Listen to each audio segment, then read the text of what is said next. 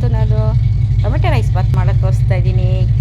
2 ಕಪ್ಪು basmati rice, ಒಂದು ದೊಡ್ಡ tomato, ಒಂದು ದೊಡ್ಡ ಈರುಳ್ಳಿ, ಆಮೇಲೆ ಹಚ್ಚಿದ ಈರುಳ್ಳಿ, ಗೋಡಂಬಿ ತೊಗೊಂಡಿದ್ದೀನಿ, ಬಟಾಣಿ ತೊಗೊಂಡಿದ್ದೀನಿ. ಆಮೇಲೆ ಒಗ್ಗರಣೆಗೆ ನೋಡಿ, ಇದು ಪುದೀನ ಸೊಪ್ಪು, ಕೊತ್ತಂಬರಿ ಸೊಪ್ಪು ಹಚ್ಚಿ ಇಟ್ಕೊಂಡಿದ್ದೀನಿ. ಆಮೇಲೆ ಇದು ಧನಿಯಾ ಪೌಡ್ರು, ಆಮೇಲೆ ಚಿಲ್ಲಿ ಪೌಡ್ರು ಇಷ್ಟು ತೊಗೊಂಡಿದ್ದೀನಿ. ಇದಕ್ಕೆ ತೆಂಗಿನಕಾಯಿ ರುಬ್ಬಿ ಹಾಲು ತೊಗೊಂಡ್ಬಿಡ್ತೀನಿ. ಹಾಲು ತೊಗೊಂಡು ಇಟ್ಕೊಂಡು ಬಿಡ್ತೀನಿ. ನಂತರ ನೋಡಿ ಕುಕ್ಕರ್ಗೆ ಅರ್ಧ ಸ್ಪೂನ್, 1 ಸ್ಪೂನು ತುಪ್ಪ ಹಾಕ್ತೀನಿ. ಒಂದು 2 ಸ್ಪೂನ್ ಎಣ್ಣೆ ಹಾಕ್ತೀನಿ. ಹಾಕಿ ಇವಾಗ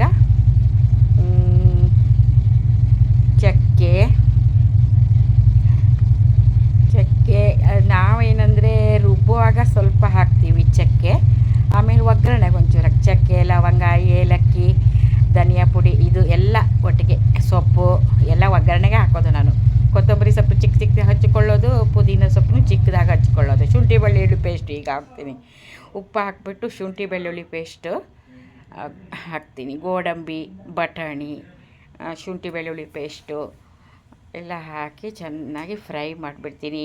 ಫ್ರೈ ಆದ ತಕ್ಷಣ ಟೊಮ್ಯಾಟೊ, ಅದಕ್ಕಿಂತ ಮುಂಚೆ ಸ್ವಲ್ಪ ಒಂದು ಅರ್ಧ ಸ್ಪೂನ್ ಉಪ್ಪು ಹಾಕ್ಕೊಂಡ್ರೆ ಬೇಗ ಇದು ಸಾಫ್ಟ್ ಆಗಿಬಿಡುತ್ತೆ ಅಂತ ಸ್ವಲ್ಪ ಉಪ್ಪು ಹಾಕ್ಕೊಂಡ್ಬಿಡ್ತೀನಿ.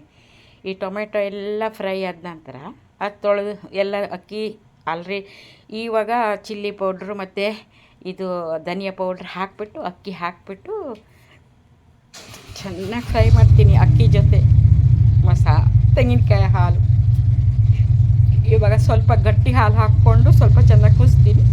ಆಮೇಲೆ ತೆಳ್ಳಗಿರೋ ಹಾಲು ಹಾಕಿ ಮಿಕ್ಸ್ ಮಾಡ್ತೀನಿ. ನೋಡಿ ರುಚಿ ನೋಡಿ ಇದು